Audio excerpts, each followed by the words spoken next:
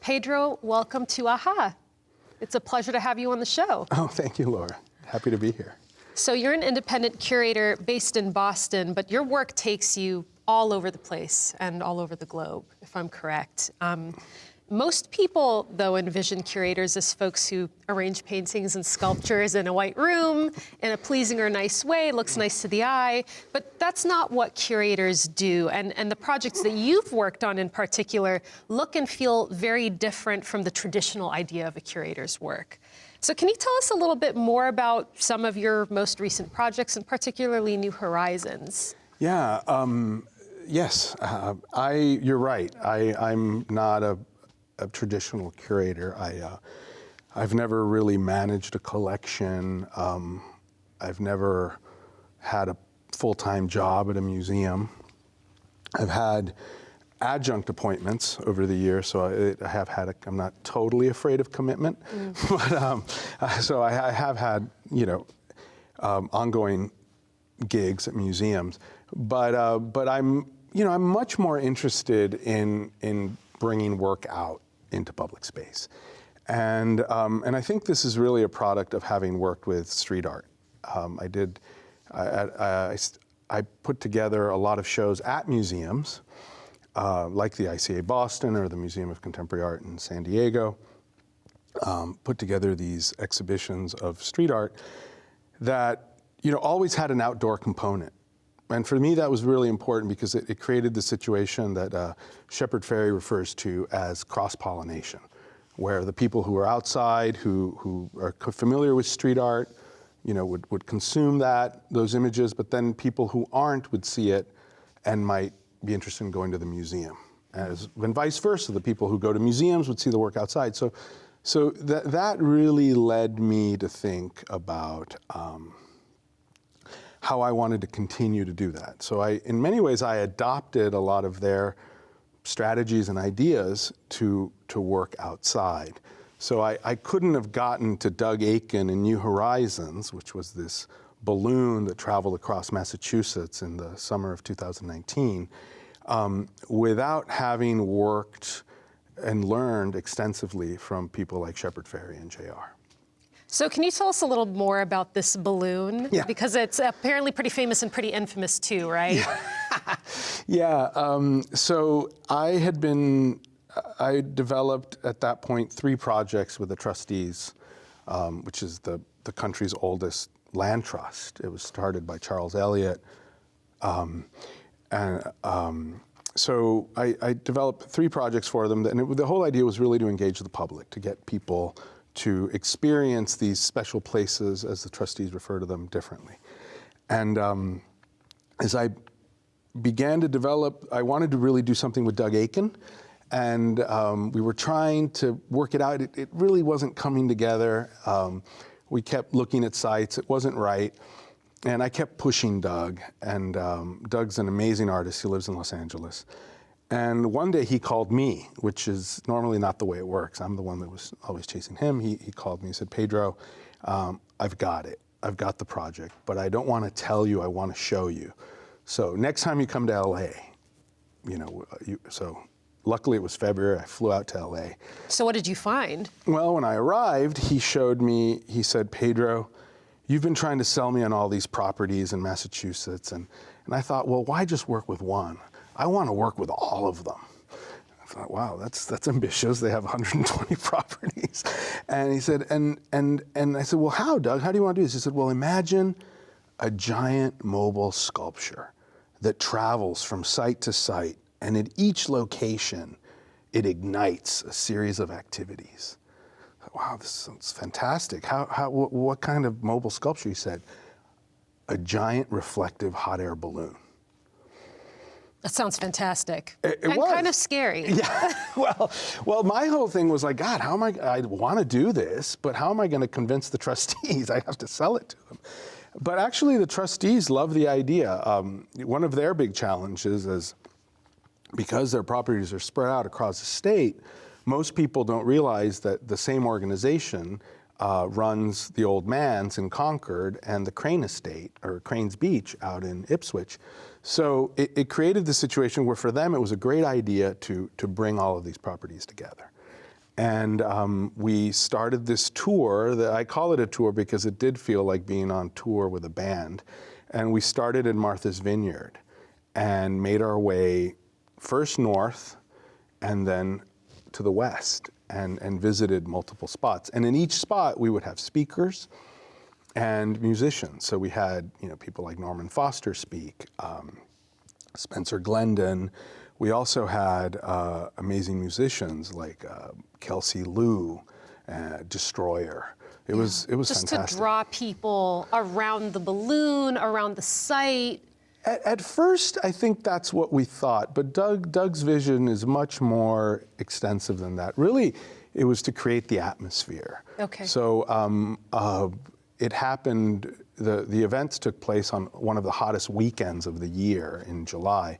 And we were out at the Crane Estate. It must have been 108 degrees and really, really muggy. And right as the speaker started, David Edwards from Harvard, a storm hit. And for about 10 minutes, we were doused. Mm-hmm. And the temperature went from 108 to maybe 88. But so it was still warm, but we were all wet. And then Moses Sumney came on and played this amazing set. And it was Juliana Barwick and Moses Sumney. And it really set the tone for this balloon in the background, moving around, inflating, lit up. At night, it lit up with LED, and there was a program so you could arrange the colors and the shapes that moved around it. So it was really an atmospheric, an immersive experience. So it was a combination of the art and the music and the thought-provoking conversations that really created this very, this once-in-a-lifetime experience. That was what was so powerful about it. So I want to come back to this emphasis on being outsider, being the exterior. It sounds like those who are, kind of part of this whole project with New Horizons were subject to the elements. Yeah. A lot of people have referred to your work as work that is really concerned with public art. Yeah. So how do we define public art? Where is the public? Who is the public? Yeah, well, I think the public really depends, on...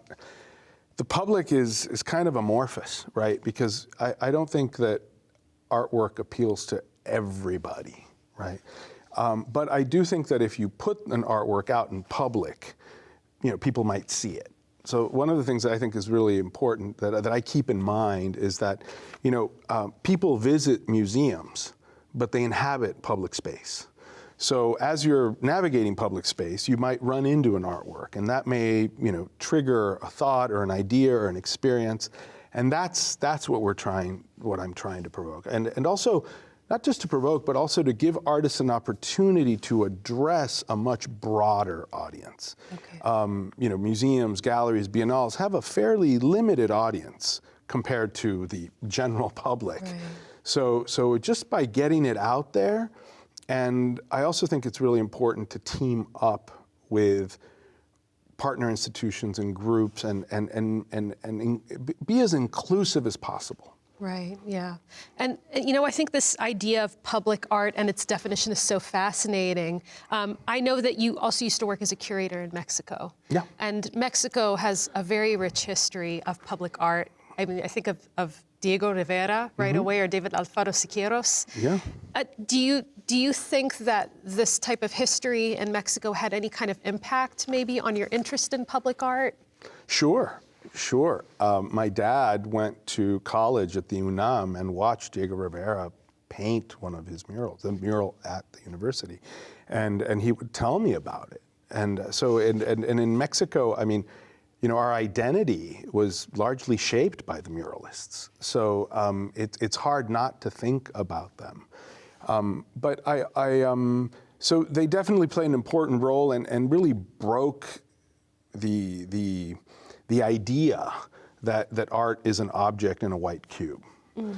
And also the idea of having a figurative narrative body of work, being comfortable with that at a time, when I was sort of becoming familiar with art, it was much more, conceptual, minimal was much more, the dominant trend. Right. So knowing that existed, I think helped me understand that there was a broader world out there. Right. And that maybe the importance of public art is when people run into or encounter art in situations where they don't plan for it or where it's not very controlled. It sounds Exactly. like. Well, and that I would say I learned much more from street art, because that's exactly what street artists do. They place the work in unexpected places.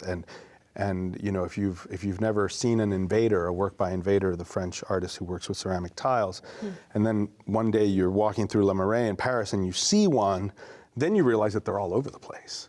And it makes navigating the city a much richer experience. It makes you notice things that maybe before you took for granted. Yeah. Perhaps. And so can you tell me, kind of pan out a little bit, as a curator then, what do you think is going to be the most important role for curators moving forward, say in the next 10 to 20 years from now? Well, I think, curating has become much more specialized than it was. I think it's important for curators to remember that we have a much broader public to attend to than the specialized public that we tend to focus on. So I would encourage curators to think more about a broader public. The way the system of reward works, unfortunately, is that we are working for a very specialized group of people, and we gain our reward and ascend in the sort of hierarchy of the art world through appealing to, a certain group of people, or totally pandering to the masses. So I think that it's important for curators to really think about, the public and how to address a broader group of people. Right. And without pandering. Right, without pandering, provoking just a little bit, but also not pandering. Yes, Yeah. and it is the razor's edge. I mean, it's not an easy thing to do, but I think, that's what I would hope we strive for.